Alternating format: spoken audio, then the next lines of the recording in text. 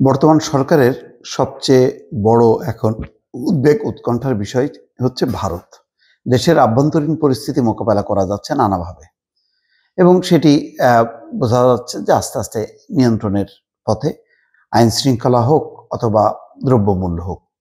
কিন্তু ভারতের দিক থেকে কোনো রকম সহযোগিতা বা সম্পর্ক উন্নয়ন সেটা কিন্তু হচ্ছে না, বরং দিনকে দিন এটা বিষাক্ত হয়ে যাচ্ছে।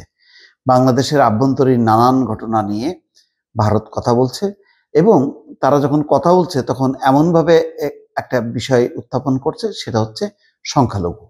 সারা বিশ্বের যেমন সংখ্যালঘু নিয়ে চিন্তা, ভারতেরও আসলে চিন্তা। আসলে ভারতের সংখ্যালঘু না, ভারতের মূল বিষয়টা হচ্ছে হিন্দু।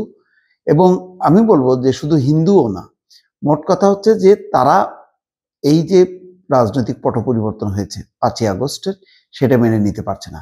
সেই কারণে এই হিন্দু বিষয়টা বা সংখ্যালঘু বিষয়টা এটা একটা উপলক্ষ। যেমন আজকে তহিদ হোসেন বলছেন যে ভারতের সাথে 5ই আগস্টের আগে একরকম সম্পর্ক, এখন অন্যরকম সম্পর্ক।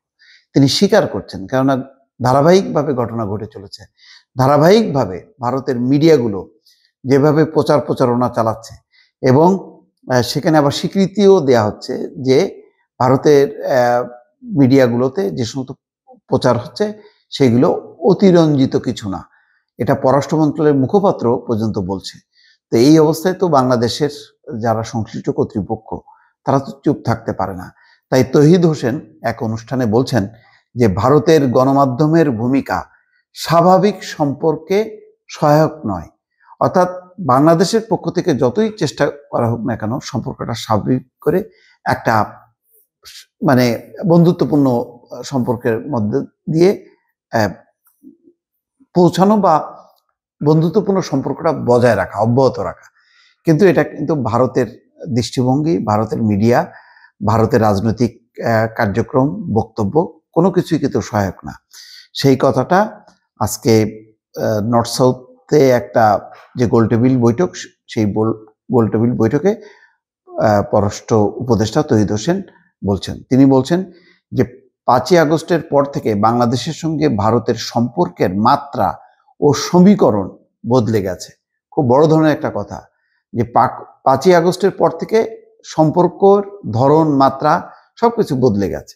এই বাস্তবতা মেনে নিয়ে দুই দেশের সার্বভৌমত্ব, স্বার্থ ও মর্যাদার ভিত্তিতে এই সম্পর্ক বিনির্মাণ করতে হবে।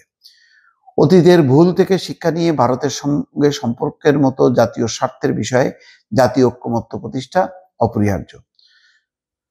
তিনি বলছেন যে ভারতের গণমাধ্যম যে ভূমিকা নিয়েছে সেটি দুদেশের সম্পর্কের মধ্যে স্বাভাবিক সম্পর্ক প্রতিষ্ঠায় সহায়ক নয়। সেই অনুষ্ঠানে গোলটেবিল বৈঠকে তহিদ হোসেন আরো বলছেন যে 5ই আগস্টের আগে ভারতের সঙ্গে একরকম সম্পর্ক ছিল, 5ই আগস্টের পরে সেটা পরিবর্তন হয়ে গেছে। এটাই হলো বাস্তবতা। এই বাস্তবতার নিরিখেই ভারতের সঙ্গে আমাদের সম্পর্ক বিনির্মাণ করতে হবে এবং এটা অব্যাহত রাখতে হবে। যে কোনো পরিবর্তনই সময় লাগে। আমার বিশ্বাস যে ভারত পরিবর্তিত পরিস্থিতিতে এই সরকারের সঙ্গে বাংলাদেশের সম্পর্ক কিভাবে এগিয়ে নিতে হবে সেটা উপলব্ধি করবে এবং করছে, সেটা আমি প্রত্যাশা করব তারা সেই অনুযায়ী এগোবে। তো সেটা কি এগোচ্ছে? সাম্প্রতিক তো বিভিন্ন কর্মকাণ্ডে যেগুলি আসছে খবরাখবর ভারত থেকে, ভারতের মিডিয়াগুলো, বিশেষ করে রিপাবলিক টিভি নামে একটা চ্যানেল, সেই চ্যানেলের কাজকর্ম একটু, তাদের যে প্রচার প্রোপাগান্ডা, এটা ভয়ঙ্কর। এরকম প্রচার প্রোপাগান্ডা সম্ভবত বাংলাদেশের কোনো চ্যানেল যদি করতো তাহলে সরকার হয়তো এই ব্যাপারে স্টেপ নিত, কিন্তু ভারত এটাকে উৎসাহ দিচ্ছে। পররাষ্ট্র উপদেষ্টা বলছেন প্রতিবন্ধকতা তো কিছু আছেই।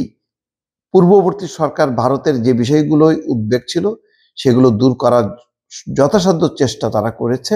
আমাদের মধ্যে কিছু উদ্বেগ ছিল, সেগুলো তারা মানে সেগুলো সরানোর ক্ষেত্রে যথাযথ পদক্ষেপ নিচ্ছে না। মোটামুটি এই আলোচনা তিনি করেছেন। অর্থাৎ বোঝাই যাচ্ছে যে পরিষ্কার একটা সমীকরণে এসে দাঁড়িয়েছে বাংলাদেশ, যে 5ই আগস্টের আগে বাংলাদেশের সাথে ভারতের সম্পর্ক আর 5ই আগস্টের পর বাংলাদেশের সাথে ভারতের সম্পর্ক সম্পূর্ণ মনে হচ্ছে যেন ওলট পালট বা এপিট ওপিট, যেটা খুব বিপজ্জনক এবং সেইভাবে কিন্তু এখনো পর্যন্ত এগোচ্ছে না। জানি না কখন কিভাবে এই সম্পর্কটা স্বাভাবিক হবে। দর্শক ভালো থাকবেন, আল্লাহ হাফেজ।